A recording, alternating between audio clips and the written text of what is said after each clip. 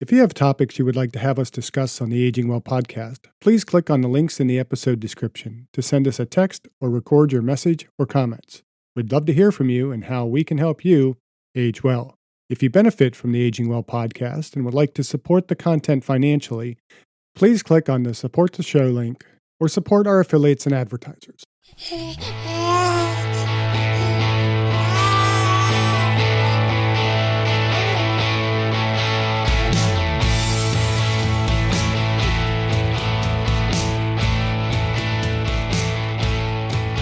Welcome to the Aging Well podcast. I'm Jeff Armstrong here with Corbin Bruton.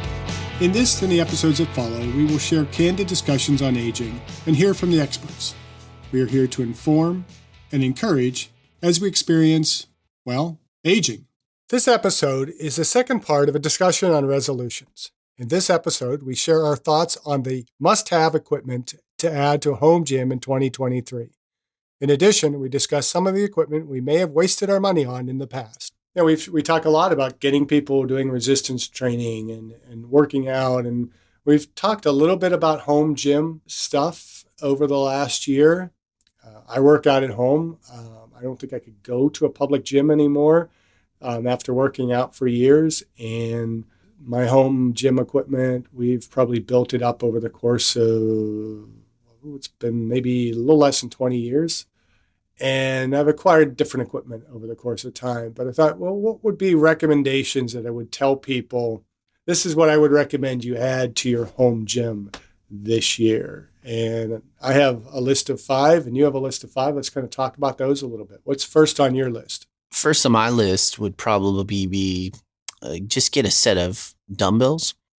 Originally, when I was kind of thinking about this, I was thinking just a set of 25-pound dumbbells would be ideal. But then I'm like, well, you really can't do improvement, because my mindset originally was, well, it's heavy enough where you're going to have some resistance, but it's light enough where you can actually focus on form and technique. But what happens if you master that form and technique, right? What happens if you're ready for that next level? Well, I think an adjustable set of dumbbells might be way more ideal in that particular scenario. But yes, I think any home gym should be equipped with a set of dumbbells. Yeah, I think that, if you're really starting from the bare minimum, my list is actually kind of those features that I would add to an already established gym. And I know, looking at kind of your list going forward, yours is a bit more on the front end of it. Mm-hmm. And I would agree that, just a single fixed dumbbell set is not going to be as beneficial, because you master the technique, but there's no progressive overload with that. And we did one podcast last year, right, where we talked about, we kind of lambasted an article that talked about, all you need is a 10-pound dumbbell to be able. I forget which episode that was. We might have to include that in the episode description. But yeah, I like the idea of an adjustable dumbbell set, because you can buy the weights that you need.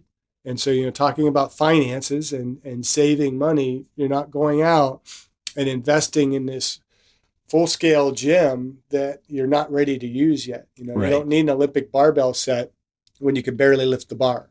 Get the bar first, buy your 5-pound, 10-pound, 25-pound, 35-pound, 45-pound weights as you go.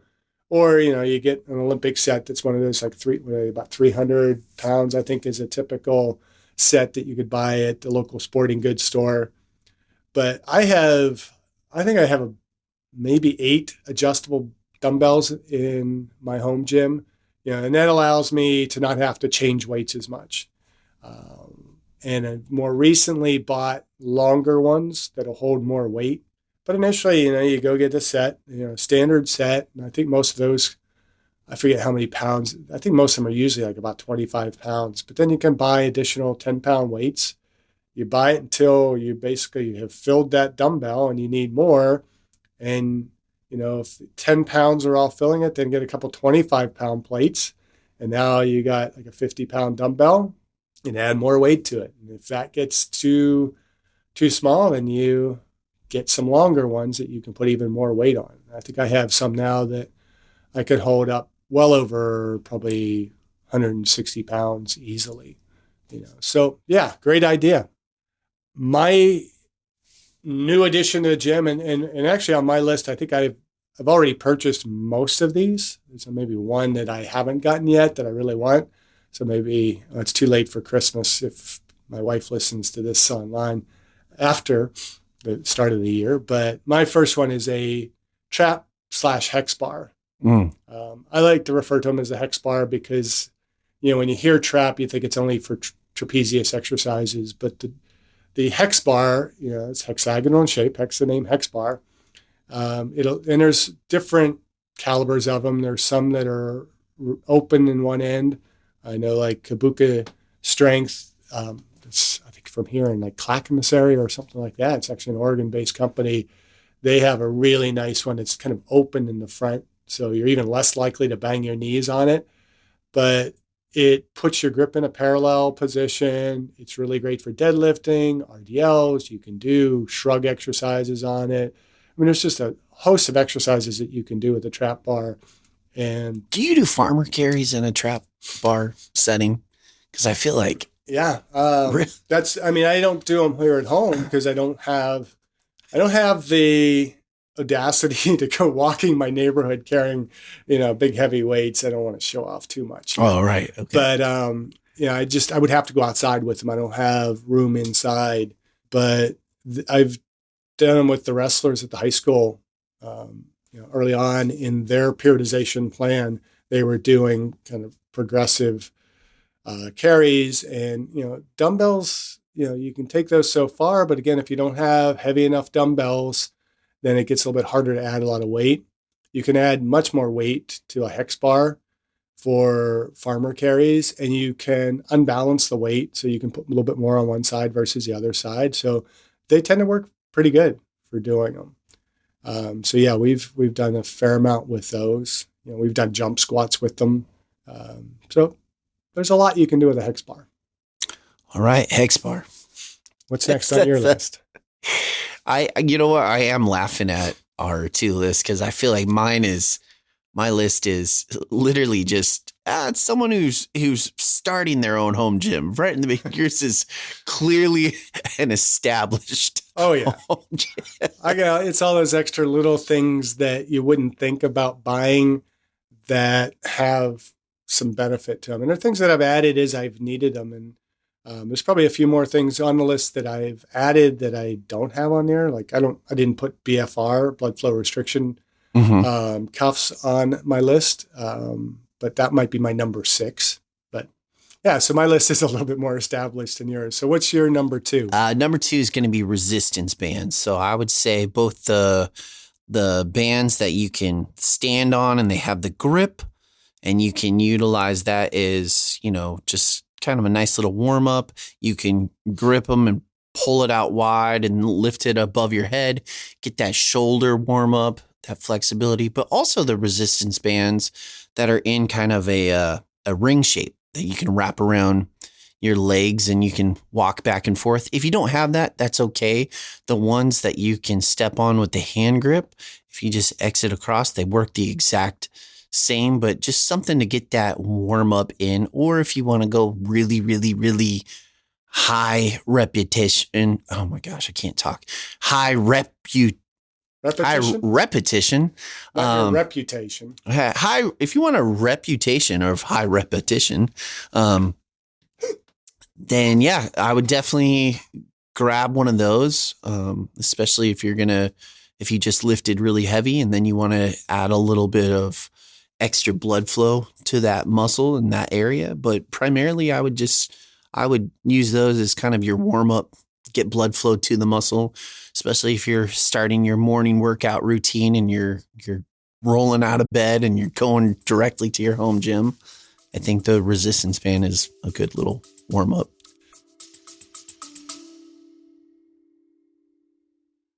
I discussed my epigenetics test with True Diagnostic co-founder Hannah Wendt in episode 162. Epigenetic testing measures baseline and changes in your pace of aging, giving you the power to steer your anti-aging or health and wellness journey in the right direction. I learned that I am aging well. Click on the affiliate link in the episode description Use the promo code AGEWELL and receive a 12% discount on your epigenetics test and monitor your pace of aging. I would agree. There's a lot of different ways that you can approach it. I mean, one of the first really resistance bands, and I use air quotes that nobody can actually see, that I actually bought was I just went to like Home Depot years ago and bought a length of surgical tubing. You can actually buy there. So it's elastic tubing, and you can, cut that in various lengths. You can double it up to get resistance, and use it a lot when I was doing some of my shoulder rehab work and just other exercises. You can cut it to a length that you can put around your legs. I do like using bands for reactive neuromuscular facilitation, or reactive neuromuscular training, where say you have weak hips as you're squatting, you wrap the bands around your legs. They're going to pull your legs in, which instinctively you're going to push out against them, which helps to strengthen up the hips and improve that, which maybe we do an episode on that sometime. But, it doesn't have to be fancy bands. You can buy sets of TheraBand or various knockoff brands of the elastic bands that you can tie off at various lengths. I also think a good thing to buy, and maybe even more so than the handled ones, where you have essentially those handled ones are just varying thicknesses of like the surgical tubing with handles on the ends of them. But the loops, the bigger loops that come in varying thicknesses that you can use as help to assist with pull-ups, so help to kind of pull your body up. You can use them in resistance training, where you can attach them to, say, your bench press, your squat, or your deadlift, and help get that added resistance to make it harder as you go. Those seem to be pretty versatile, and you can, the lighter ones, you can attach that to something, pull on them. You could hold them in your hands and, stretch them out to get some scapular work or trapezius work, or, you can do curls with them. So there's a lot of versatility with the resistance bands.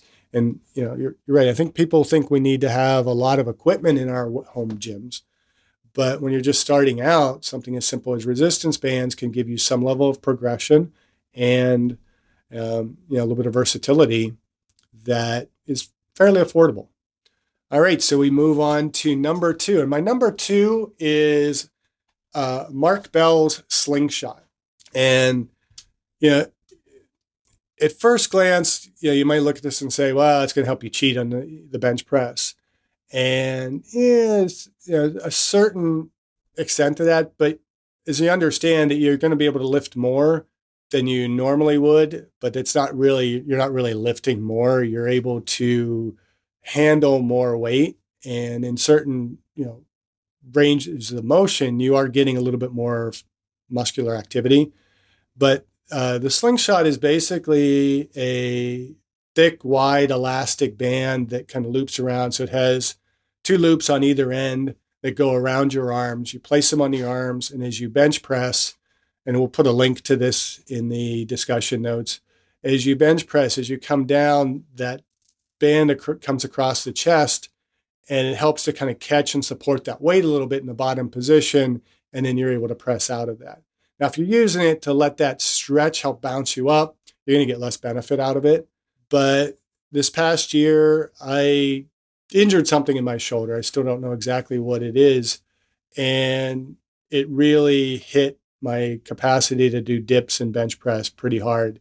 And I had to go down very low in weights. And I ended up doing a lot more like blood flow restriction training and things like that to be able to use the muscles.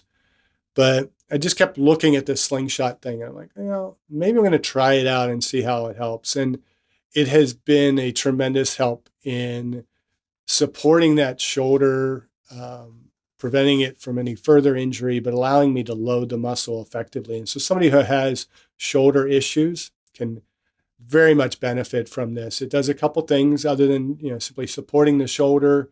It also tends to force you to retract your scapula in the bench press, which puts you in a more stable position to, again, support the shoulder. It pulls the elbows in tighter, so it corrects bad form.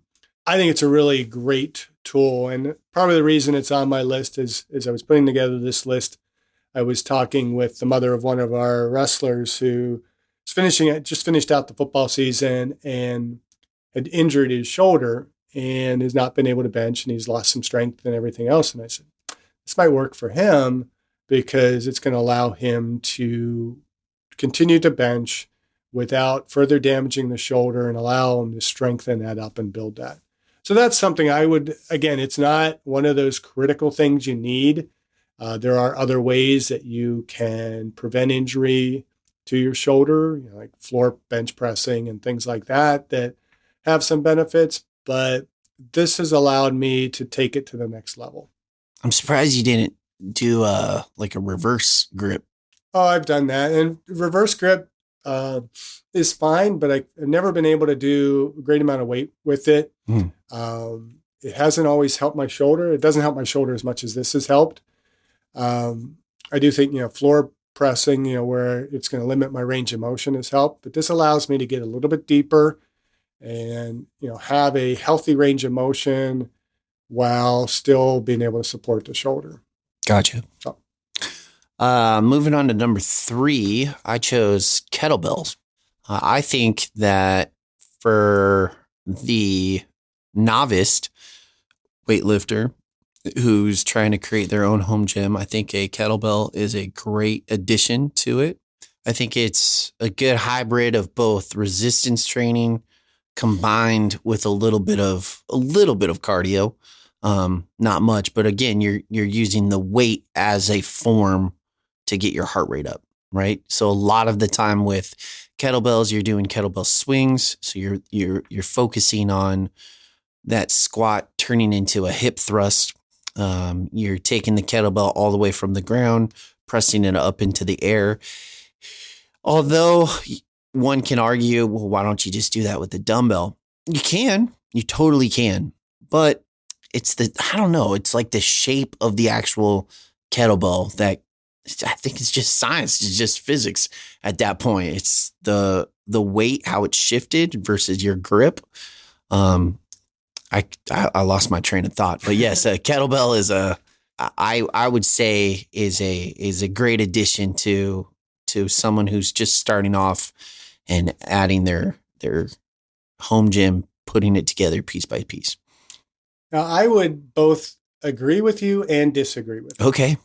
Which, takes quite a bit of qualification here, but I like kettlebells. I think there's a lot of versatility with them. But, like the dumbbell, when we talked about having a fixed dumbbell weight, you don't have quite that progression. And kettlebells can be quite expensive. Right. And you're going to obviously need varying size dumbbell or kettlebells for various activities. And you're going to get stronger. So you're going to need more weight in order to perform the activities that you're doing. And so from that regard, I am hesitant about kettlebells because they're not quite as versatile when you need multiple weights, unless you're going to invest a lot of money in them.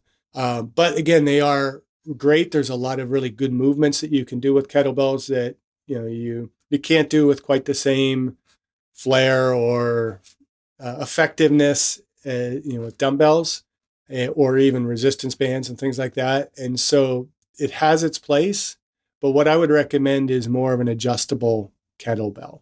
And, I have a do-it-yourself adjustable kettlebell, which has some versatility. I don't use it a lot, and partly because you got to be careful with it because it's made out of piping and it does have kind of a rough edge to it that, if you happen to hit your leg with it or something, you're going to scratch your leg that you wouldn't have with the kettlebell.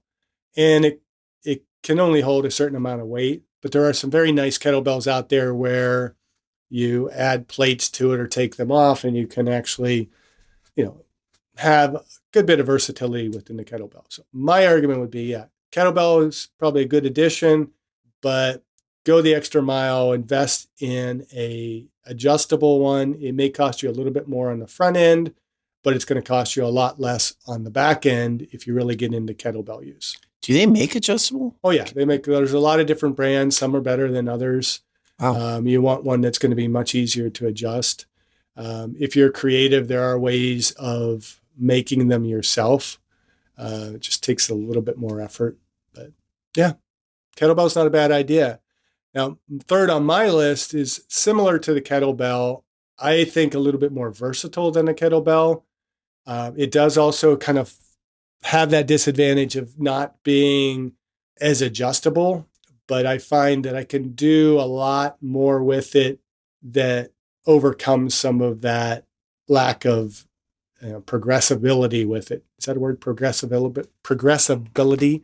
But that is the Bulgarian bag, the Supple's Bulgarian bag. And there are some knockoffs out there. And, if you're just kind of starting out and you don't have the budget for the official true Bulgarian bag, you can start out with filling an entire inner tube with sand and having kind of handles on the end of it. I did that for a while until I swung it and hit the edge of my safety bar on my power rack and cut a hole in it, and there was sand all over the garage. So at that point, I did try a knockoff brand. It was a fillable one. The fillable ones are a bit of a challenge. I got fillable ones for our wrestling team, and we really kind of lucked out that we were able to get twice as many because they sent the wrong shape the first time. And the guy I bought them from said, well, here, those are yours. But they're much cheaper, but they're a lot more difficult to fill and have that consistency of a fill. And so I would definitely, and I'm always much more buy the original product than the knockoffs, because there's an investment in developing that product, and the person who developed it should get the rewards of it. But the Supple's Bulgarian bag is the original. They come filled. They're a little bit more pricey than some of the other bags that you can buy, but the quality is extremely good. The customer service is extraordinary, and the bags hold up to years of abuse, and you can do a lot with them. One thing that you can't do with a kettlebell swing is swing it around your head, and you can do that with the Bulgarian bag, which makes for a very good core exercise. You can do a lot of high intensity interval resistance training type work with it, or just simply high intensity interval training with it. And it's just a really good tool for both cardio, for strengthening, for muscle endurance, and particularly for the core. And so that's one of my favorites. And most who know me know that I am very much bought into the Bulgarian bag and training methods. Yes, you are. Well, it's also it's a good one. I kind of wish I would have thought of that one. Jealous. Well, it's super versatile, and honestly, it hits your core in a way that's going to be different than your classic ground crunches and just the ineffectiveness of that. But like with that Bulgarian bag, like that's a whole nother. That's a more natural. I don't know. You actually introduced me to the Bulgarian bags when we were at working at Athletic Republic. Yeah. So those are awesome. Number 4, I would say, because we talk a lot about pulling motions, especially if you're starting a 5x5 program, I would say just your basic pull-up bar that you can attach to a door frame. Pretty cheap, but they're durable. And they're actually really, really effective. Pro tip on this one, make sure that your door frame is sturdy enough. My brother and we had one growing up. And one day we decided we were going to get into a little pull-up contest. We're in high school, or I was in high school. He was in middle school. And we're doing the pull-ups. And he does his. And then it's my turn to do mine. I do 3 solid ones. I go up to number 4, and the door frame just kind of broke, and I fell down. And just make sure that the frame that you're doing it in is sturdy enough, and it's not one of those cheap little old fashioned like tiny wood that's holding it on there, because you want to make sure it's a sturdy door frame. Yeah, when I was a kid, we had one of the tension bar ones, that you unscrew it. Oh, yeah. And it tightens up against the door frame. And occasion that would pull loose from your weight. Um, yeah, I think, again, our approaches have been supplementing an existing versus building, from scratch. And I think to start, minimal equipment, um, one that you can hang from your door frame is a good idea, particularly if you live in an apartment or somewhere like that. Again, if you live in the apartment, make Yep. sure your door frame is going to sustain it so you don't do damage that you have to pay for. But I would and go beyond that as well. If you have a space that you are identifying as your home gym and it's your home, you can screw things into the wall and stuff. I would recommend getting one that bolts actually into the wall that you can place into the studs. And the reason I like that is because you can go a little bit higher. Mm-hmm. I'm 6'5", so doing those pull-ups in the doorway, the door itself is, what's about 6'6", I think, is to the top of the door frame. So you're down a bit from that. You're basically doing all your pull-ups with your knees curled, and that's a lot harder on the abs when you're tall trying to do those pull-ups. So the higher you can get to where you actually have to kind of almost jump up to the bar is a little bit better. But again, a good choice for somebody just kind of starting out to be able to do some pull-up motions. There are some interesting ones that are out there as well that are of more adjustable heights. There's one I can't think of the brand of it, and I have to do a little bit more research on it. But it's a more of a freestanding kind of thing. But you can adjust your bar height from pretty low toward the ground all the way up, and you can do a lot of different exercises on it.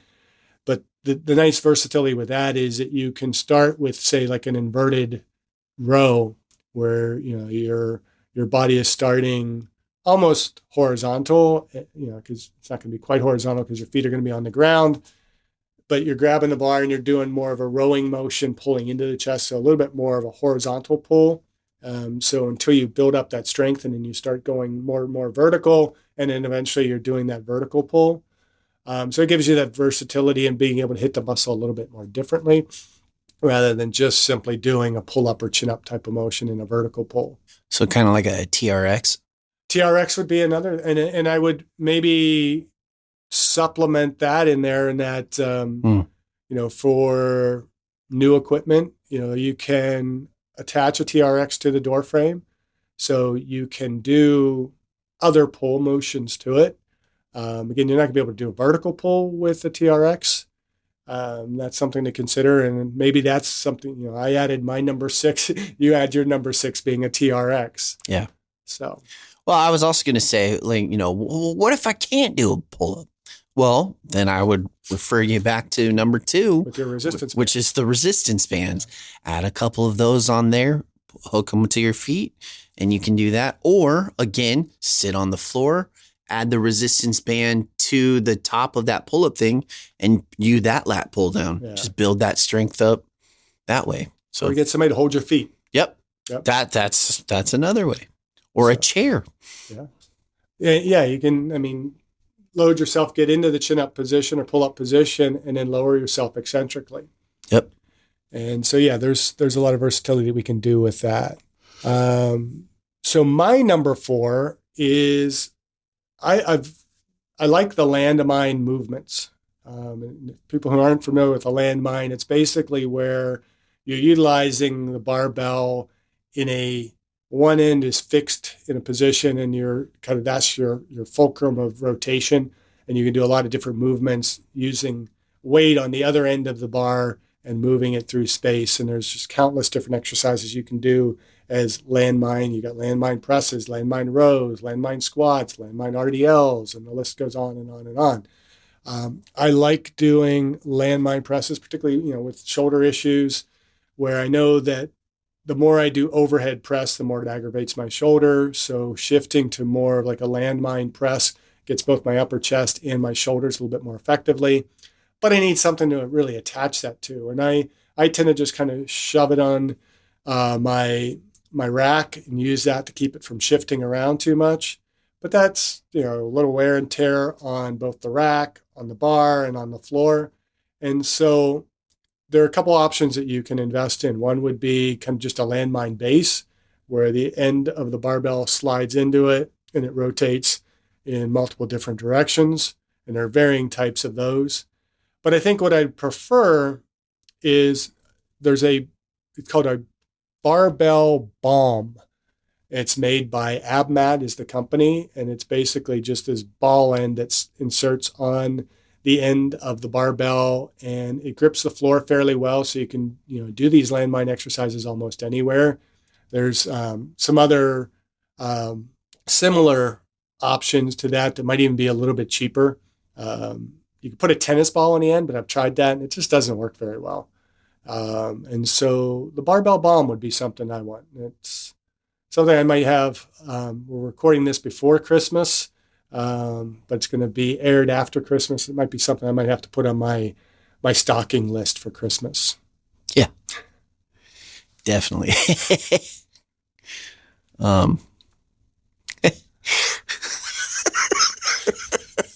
Oh man, how are you going to fit that in a stocking? It's small enough. It's only probably about this, a little bit bigger, probably about the size of a softball. Okay. Well, maybe I'm just thinking about the actual. You want all that candy and all the other crap. No. You want to fill it with all kind of candy canes and M&Ms and chocolate bars. And all you can't go wrong. You can't go wrong with the holiday sweets. Sure you can.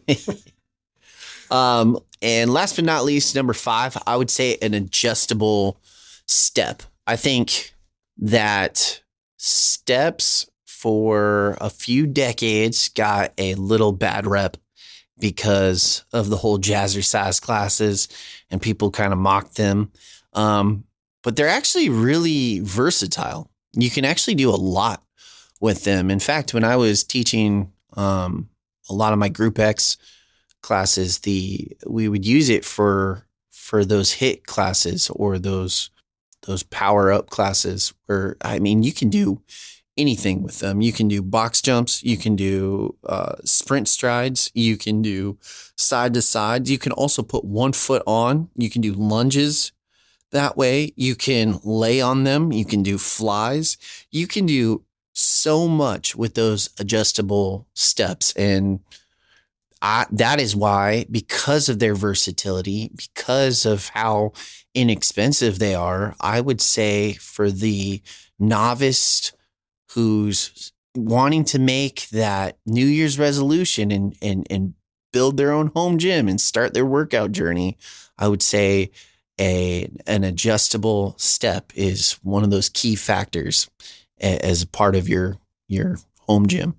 I think that would be a good one. I mean, again, you could do plyometrics on it, do step ups, do elevated lunges, talk in terms of doing deadlifts and RDLs from a deficiency where you're going to get a longer range of motion. I mean, there's tons of things. And I think you can also, if I'm correct, you can buy additional bases to those to, again, progress the elevation. So you don't have to buy, a set to be able to go up 42 inches initially. Right. You can buy the standard set. And, Reebok is probably the original of that. I'm pretty sure there's some knockoffs since then, but the Reebok setup is pretty nice because, again, it allows you, about 3-inch or 4-inch adjustability. So, yeah, that's not a bad idea. I do not have those in our home gym. Might be something I would add to my list. My final one is neoprene sleeves for the elbows. I don't use those for, tightening up the elbows for bench pressing as, many power lifters might do. I bought those recently. So again, much of my list I've already added to my home gym, but I've been preaching the Zercher squat for a while now. Many of our episodes last season, we talked about the Zercher squat, and we talked about how uncomfortable it can be to hold that bar, especially as you start progressing the weights in the crux of the elbow. And so you need some kind of padding or something there to make it a little bit more comfortable. Too thick of pads, to me, kind of shifts the weight of the bar a little bit, makes it more difficult. I've used a pull noodle where I've just kind of sliced it along the side of it so it slips around the bar. Those break down pretty quickly as you're putting on more weight. And I've seen a number of different individuals kind of recommend using the neoprene sleeves. And I've started using those. They just slip over the elbows. It makes it much more comfortable, and it's been very helpful. Well, yeah. Well, especially if you're going to be doing those Zercher squats, I feel like you have to, you know, to me, when you told me you just did 315 with Zercher squats, I was like, man, my elbows are burning just hearing that story. Like, oh, right there. That's crazy. Well, it's long. I mean, that was always a holdup for me doing Zerchers when I first was introduced to them, was that it felt so uncomfortable in the crux of my elbow because I got really short biceps. So there's a lot of tendon in there. And, especially if, you lose some body fat, you don't have any fat buildup in there either. It gets a little bit more uncomfortable. And so that was always my holdup. And I didn't like using pads in there. And so I just didn't do them for a while. And then eventually I just kind of decided I wanted to do them because I see the benefit of them. And that's when I was using the pull noodle, and that helped me kind of progress in the weight. But eventually you get up high enough in the weight, you need something in there. So what if what's another option if someone can't use that? I'm assuming like a pool noodle. Pull noodle helps. Again, it's going to break down pretty quickly. What I was originally looking for is the insulation that you get for copper pipe or any piping that would be big enough to go around that. But that was actually hard to find. That's why I got the pool noodle. And those break down just the same. There are those squat pads. Those are a bit thicker. I do have one that I only really had used for calf raises, and I didn't really like it. So it's one piece of equipment that I haven't really used much.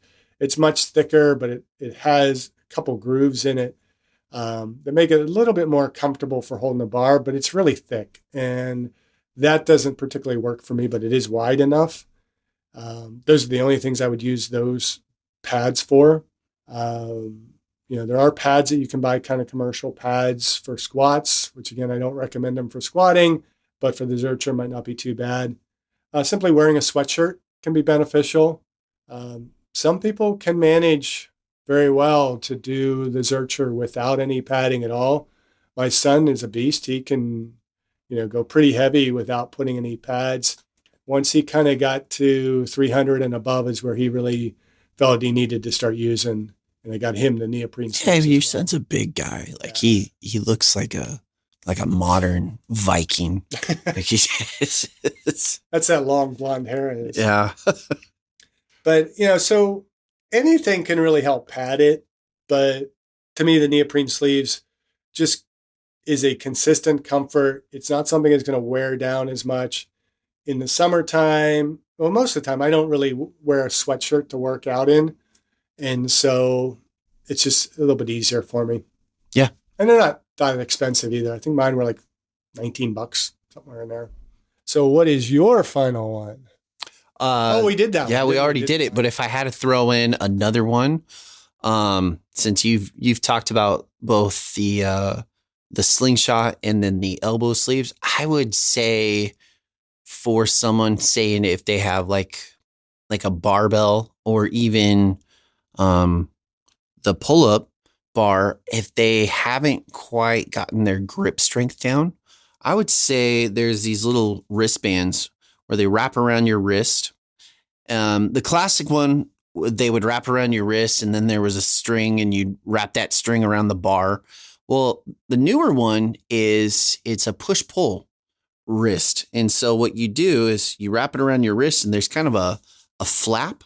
And that flap has that same material as like wide receivers gloves. It's just really grippy. And so it allows you to hold on to that bar, whether you're doing a pull-up or you're doing a Romanian deadlift, whatever the case may be, that bar, once you grip it and have it in your hand, even if your grip wants to go away, it doesn't. It just kind of locks that hand position, keeps it in place. And I think that would be a really good tool for more of the novice lifter who's wanting to increase their weight and then is getting to a point where they've increased it so much and now their grip strength is slowly losing. Yeah, I I would be very cautious of using any kind of grip except in the most heaviest situations. Yeah. Where Well, you're at yes. your maximum, where you're trying to where your muscle strength and the rest of the body exceeds your grip strength. And so don't use them in warm-up sets and all those, lower working sets. Try and wait until maybe you're going to a near maximum set to use either straps or grips or whatever they might be. That's one thing I liked about the hex bar is the hex bar allows you to go in a more neutral grip and your hands aren't going to slip out of it as much. There's not as much risk of a biceps tear if you're going really, really heavy. I used to do deadlifts with more of an alternate grip, which puts a lot of strain on the bicep, but it also, there's a tendency to kind of rotate, which can throw your back a little bit more out of alignment. Hex bar grip helps that a lot. I do use just the wraps, the straps that go around the wrist and you wrap around the bar for really, really heavy weights. But again, I would be cautious about using those. So let's talk a little bit about some of the equipment that, maybe in the past we might have thought useful, but has more limited usability. The straps, I think, it's one I think, yeah, you buy, but don't get overly dependent upon them. I think weight belts would be another one that totally is very good, but be smart in which kind of belt you buy. There are different belts, and I would not buy a bodybuilding one, which is really wide in the back and then narrow around as it comes around the waist. I'd say get a uniform width that goes all the way around the waist, because the purpose of the belt is to increase that abdominal pressure to help support your back, but avoid using it as much as possible. So again, a reason why I like the Zercher squat, I can go over 300 pounds without a belt. Whereas if I'm going over 300 pounds on a back squat, I need a belt. And so I lumped a belt in there. Another piece of equipment I was thinking about to have in our home gym here that basically collect dust is the old physio balls.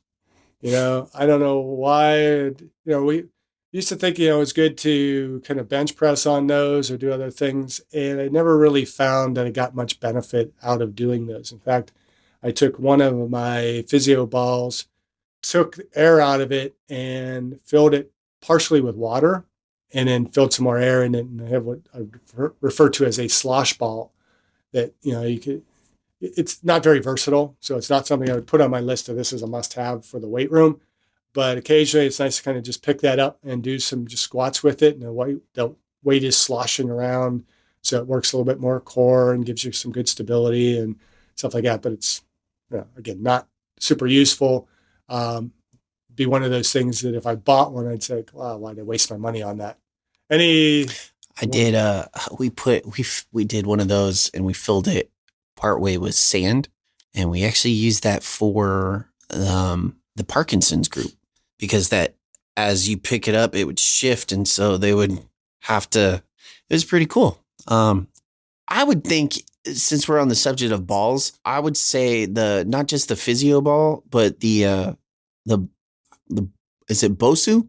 Bosu balls. Bosu ball. I just think it can be good, right? But as far as a necessity, I don't really think it's overrated.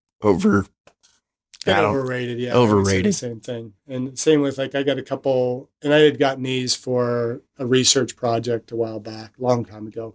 But I have they call them dyno discs, which are basically kind of just like a flattened out air-filled pad that you can stand on and get a little bit of instability with. But the instability work to me is much more overrated. I mean, we have to do a podcast episode on that at some point. Yeah. But I don't think that it's... Especially those little floor slider things. Have you seen those? The floor slider where you put the little socks on your slide? No, it's like, it's literally, it's like grippy on one side. Okay. And then slippy on the other. And you just like move your leg out, but the other leg has to not move. There's some... There is some benefits out of it. But yeah, and that's something I found cheap and I bought a couple and I have never really used them. So yeah, same kind of thing. I mean, there's other exercises that I find are much more effective that when we look at opportunity cost, what am I going to really do and get the most benefit out of? And what equipment is a little less useful, and that would probably fall into that list of collects a little bit of dust. Yeah. How about gloves? What do you think of gloves? My wife wants a new pair because hers, she said, are wearing out, and I'm like, stop wearing gloves. Well, they match your purse, right? I don't know. I don't really agree with gloves, unless it's that one where it's like, again, it wraps around your wrist and it goes directly into your palm for that grip portion. But other than that, I don't really see the point of workout gloves. I think, I know Mark Wahlberg uses them all the time. Well, he wants soft, supple hands, I think. Yeah. And I think that's the main reason that you would want to wear gloves is not for grip per se, but just to avoid the callousing of the hands from holding the bar. I wore gloves like one time in high school and I couldn't grip anything. The padding of the gloves it was too much. I couldn't. Yeah, I feel the same way. I could not grip anything. I felt like I didn't have control over any of the weight, and I felt like it didn't really do much. You know what I mean? As far as doing dips, like I felt like my own hands have more padding than the actual. I felt like the padding of the glove just got in the way. Yeah, I kind of enjoy having calluses on my hands. I think it's a sign of that. Hey, I lift weights. You know, it's like I'm not going to have the muscles, the big muscles that somebody's going to say, "Hey, dude, do you really lift weights?" I said, "Yeah, look at my hands." But I'm not big on the gloves. But we're like a little bit more grip without sacrificing grip strength. Maybe just a pad that wraps around the bar can be useful. There was a period of time, those little non-slip materials that you put in cupboards, so that I don't know why you necessarily put them in there because, how much the glasses really slip around and do you really need to drag it out of the cupboard or can you just lift it up and out? But we had some of that material around and my son was just starting to really lift weights and, was not as comfortable kind of doing some of the things like deadlifts and things like that with the grip. And so I just cut little squares of that and then you just kind of wrap that around the bar.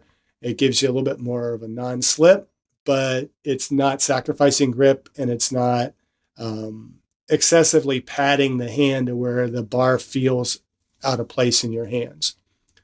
So that might be more of my recommendation is do something like that as opposed to going with the gloves, just something that you grip the bar with, or even just getting grips for the bar, that you're still grabbing onto, but it's a more non-slip grip that, if your hands are sweaty or, there's, just the what they call it, the knurling or whatever of the grip of the barbell tends to just kind of dig into your hands too much.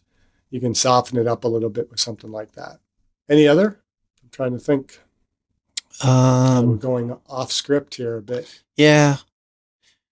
So what do you think about I think they call them like a stingray and it connects to the actual bar. That's for the squat. For your squats, yeah. I've never felt comfortable with those. I do have, and again, this is another piece of equipment that I have that I would say I don't use enough or I don't use, so it's not worth having. Kind of a sister product to the Stingray is the Manta Ray. And the Manta Ray is for front squats. And so they're going to be kind of a pad that flips around the bar and goes in at the shoulder area so that you can rest that bar, kind of helps protect the collarbone a little bit. For comfort, it's probably not too bad, but I found them more of a nuisance than a benefit. And I just kind of learned to deal with the stress on my collarbone, improve my grip on the front squat. And actually, now that I've shifted to the Zercher squat, I don't even front squat. So don't even need that. But I think, on the problem with the Stingray is that everybody's structure is a little bit different. And it forces you into a bar position that may not be the most ideal for your body type. And I would suggest that people just learn to bear the discomfort of that bar on their traps and their upper back.